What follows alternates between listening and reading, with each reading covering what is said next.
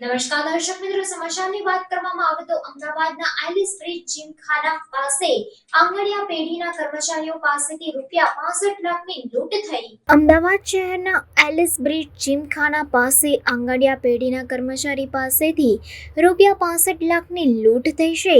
લૂંટારાઓએ auto રિક્ષામાં જઈ રહેલા આંગણિયા પેઢીના કર્મચારીઓ પર મરચાની ભૂકી છાંટીને ધોળે દિવસે લૂંટી લીધા।